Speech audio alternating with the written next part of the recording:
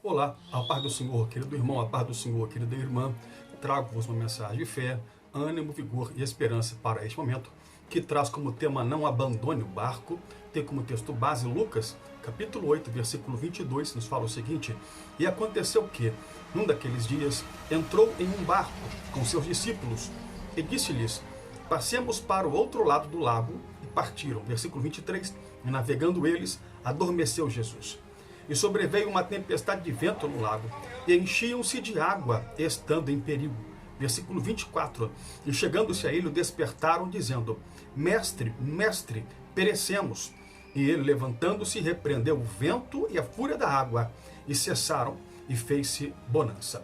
A perícope lida, escrita pelo médico amado Lucas, nos traz o episódio de um quase naufrágio que os discípulos de Cristo acreditaram naquilo realmente que iria acontecer naquele momento. Não é preciso ser nenhum teólogo ou teóloga para compreender que no subconsciente dos discípulos, naquele momento, sentiram que as águas do lago iriam inundar o barco aonde estavam. Entraram no barco apenas para uma simples travessia, algo de costume rotineiro.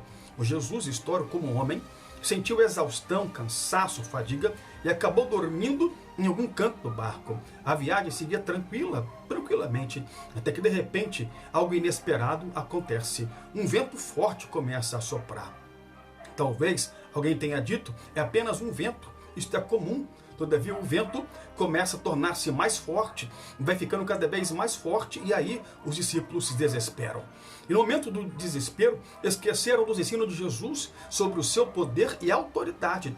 E aquela situação dependia completamente do poder e autoridade de Jesus. O vento forte traz uma tempestade, de modo que o barco começa a encher-se de água.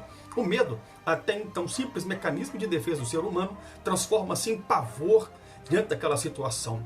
E aí vem a grande indagação: acordar o mestre ou não? Ele está cansado? Não é bom despertá-lo do sono.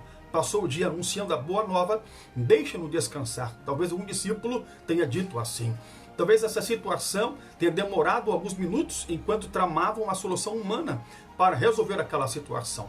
Pelas minhas conjecturas, acredito que todo o esforço humano que despenderam, que fizeram de subirem as velas, remar contra a tempestade, até mesmo colocar água do barco para fora com as mãos ou vasilhas, haviam os vencido pelo cansaço. E agora, o que fazer? Creio piamente que uma nova discussão então começa. Só que agora, em meio ao barulho do vento e da água, e cada vez mais tentava se aproximar dos joelhos de cada um dos discípulos. Em meio a gritos, de repente alguém diz: precisamos acordar o mestre, nós precisamos chamar o mestre. Acredito piamente que os discípulos, ao acordar o mestre, já estavam em descontrole emocional. Veja bem, não foi apenas um só que o despertou, mas todos eles despertaram o mestre. Então creio, Jesus acorda em meio a grito de desespero: mestre, mestre, nós vamos morrer. Isso não se diz de forma suave. Alguém que se vê diante da morte não bate no ombro de alguém com uma voz mansa dizendo: olha, meu amigo, parece que vou morrer. Não, jamais. Certamente o sentimento de morte os deixava cada vez mais desesperados, afoitos, incontrolados.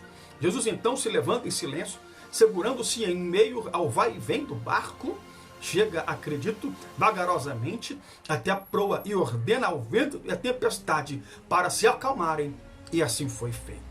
Um silêncio ensurdecedor toma conta daquele lugar. Antes ventos fortes, ventanias fortes, agora brisa suave. Antes desespero de angústia, agora tranquilidade. Antes gritos de agonia, agora suspiros de alívio. Jesus, depois de instante de silêncio, olha para os discípulos e solta: homens de pouca fé, homens de pequena fé. Em meio aos murmúrios e olhos estupefatos diante daquele fato, em sussurros, os discípulos comentam: quem é este homem que até o vento e o mar lhe obedecem? É bem verdade que diante de algumas situações nos encontramos assim. Jesus permite que algumas vezes a tempestade da vida se direcione até o barco de nossas vidas. As tempestades se formam como vento, e assim em nossa vida, muitas vezes, as lutas e sofrimentos surgem gerados por pequenos conflitos, uma brisa suave, um vento pequeno que surge. Todavia, vai se engrossando, vai tornando mais forte aquele vento. Conflitos estes que muitas vezes deixamos para resolver depois, e vão gerando em nós marcas capazes de nos deixar em desespero depois. Outros sofrimentos são gerados pelas nossas escolhas. Desviamos o destino final do barco e aí batemos de frente com situações dolorosas. Mas em toda situação adversa, a mensagem de Deus, a palavra de Deus para você hoje é: permaneça no barco. Não abandone o barco, pois a ordem é chegar do outro lado e você vai chegar lá para a glória de Jesus, cantando o hino da vitória, em nome de Jesus. Por isso não abandone o barco, pois esse deserto vai servir de testemunho para levantar alguém. Deus irá restaurar alguém de novo através do teu testemunho. Deus vai ressuscitar os sonhos de alguém de novo, pois a ordem é chegar do outro lado. Uma valiosa lição eu aprendo aqui, diante de toda a situação que nos leva muitas vezes a situações de desespero, nos fazendo questionar a nossa fé, a nossa esperança. Não devemos pular do barco, pois este momento, mesmo com toda a tempestade, este lugar ainda é o lugar mais seguro para estarmos. O barco representa aqui a tua vida, a minha e a sua vida. Não desista dos seus sonhos, mesmo que você se encontre em situação de que humanamente é impossível de solução. Vento forte, batendo contra o barco, a água inundando o barco, mas não pule fora do barco, pois do contrário, você morrerá em meio à tempestade. Não abandone a tua fé, insista, ore, acredite, confie no tempo de Deus, pois Ele fará tudo ao seu tempo, fará a bonança chegar e o mar vai se acalmar. Não abandone Jesus. Muitos abandonam a Jesus porque não amam suficientemente. E o primeiro vendaval que surge, a primeira tempestade que surge, os faz questionar Deus e a sua fé em Deus. Mas a ordem de Deus para ti hoje é: não pule fora do barco, não abandone o barco. Por pior que seja a tempestade, o barco sendo açoitado pelas ondas e a água invadindo o barco, o melhor ainda é estar dentro do barco, porque dentro do barco está o meu Jesus. E Ele jamais te abandonará.